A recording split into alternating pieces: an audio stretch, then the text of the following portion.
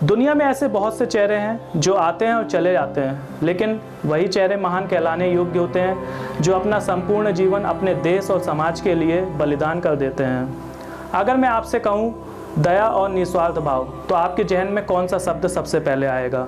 ऐसा कहा जाता है कि अगर कोई व्यक्ति निस्वार्थ भाव से दूसरों की सेवा करता है तो वही व्यक्ति महान कहलाने योग्य होता है।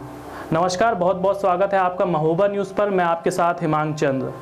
आज हम ऐसी शख्सियत के बारे में बात कर रहे हैं जिसने मानवता की सेवा के लिए अपना गृहस्थ जीवन तक त्याग कर दिया। आपको बता दें, यह महान शख्सियत कोई और नहीं बल्कि मदर टेरेसा थीं। वर्ष 1910 में आज ही के दिन मदर टेरेसा का जन्म स्कोपजे में हुआ था, जो आज मैसिडोनिया में है। मदर टेरेसा के जन्मदिन पर हम आपको ये बताएंगे कि आखिर कैसे मदर टेरेसा को नोबेल शांति पुरस्कार से नवाजा गया था।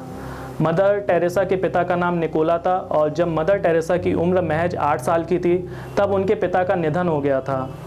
ऐसा कहा जाता है कि मदर टेरेसा जब 12 वर्ष की थी तब उनको यह अनुभव हो गया था कि उनका संपूर्ण जीवन मानव सेवा के लिए गुजरेगा।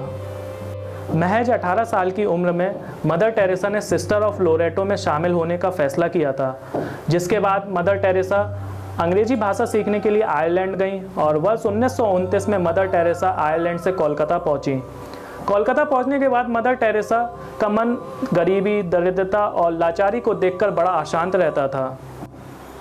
वर्ष 1946 में हुए हिंदू मुस्लिम दंगों से कोलकाता शहर की स्थिति बड़ी भयावह हो गई थी, जिसके बाद मदर टेरेसा ने गरीबों, असहायों, बीमारों और लाचार लोगों की मदद करने का जिम्मा उठाया और इसी के बाद से मदर टेरेसा ने पटना होली फैमिली हॉस्पिटल से नर्सिंग की ट्रेनिंग पूरी की थी।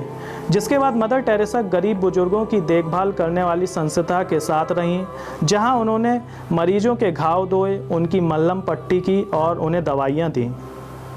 वर्ष 1950 में मदर टेरेसा को वेटिकन से मिशनरी ऑफ चैरिटी की स्थापना करने की अनुमति मिल गई थी।